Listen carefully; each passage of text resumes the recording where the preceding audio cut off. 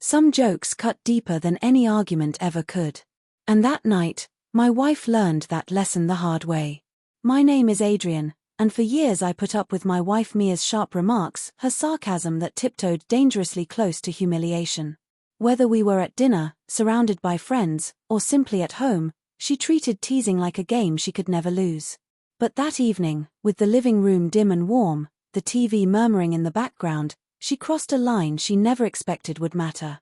She flipped her hair back, raised her glass, shot a look at her friends, and with a dramatic laugh said, "I swear I need a new marriage. This one's garbage." Her friends chuckled. She wore her smirk like a badge. She thought it was nothing. Nothing to insult the man who built a life beside her. Nothing to humiliate me in front of others. Nothing to turn me into the joke of the night. What she didn't realize was that I wasn't the same man anymore. Months of emotional fatigue had forged something steady and unshakable inside me.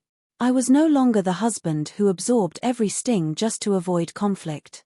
So when she finished laughing at her own jab, expecting me to follow along, I simply leaned back, let a slow, calm smile form, and said the sentence that shattered the room's ease. "Finally, something we agree on." The shift was instant.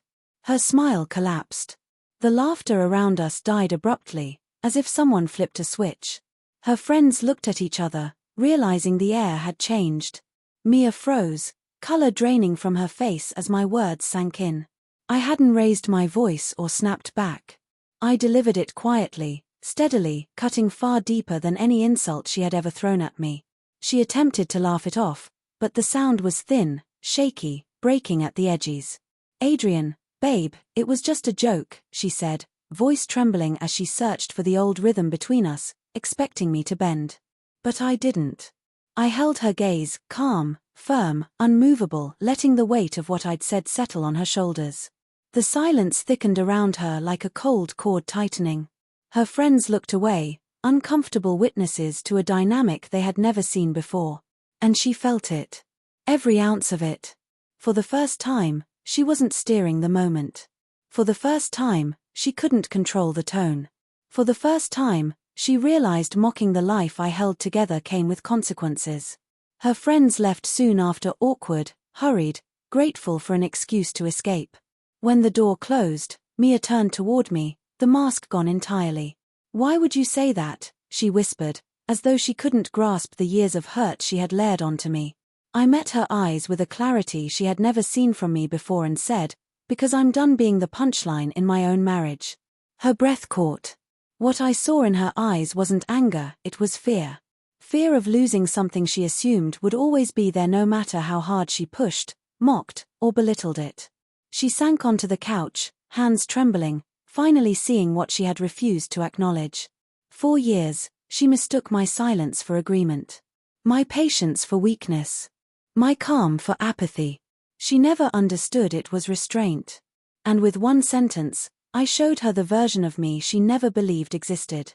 A man who could draw a line. A man who could walk away if pushed far enough.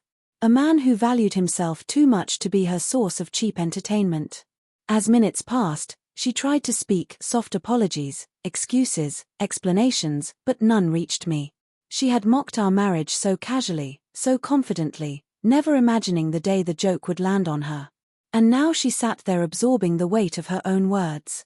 After what felt like an hour of silence, she asked, "You don't really mean it, right?" But her voice wasn't the voice of someone fearing a fight, it was the voice of someone realizing she had crossed a line she could not uncross. I stood, walked toward the bedroom, and paused just long enough to say the words that stripped away any illusion she was still clinging to. "I meant every word. And now you know how it feels." She broke right then, her bravado disappearing, replaced by tears, panic, and the raw truth that her joke hadn't been a joke at all. It was a mirror. A revelation. She finally understood she wasn't the only one with choices. She wasn't the only one who could decide the direction of our future. Her control over the narrative crumbled the moment I stopped shielding her from the fallout of her own cruelty. The next morning, she was different, quiet, gentle, attentive, shaken. The lesson lingered between us like a cold echo. She had finally learned that marriage isn't a stage for cheap laughs, and a man's dignity isn't a toy to toss around. She expected me to break. Instead, I broke the pattern she relied on. And it left her utterly speechless.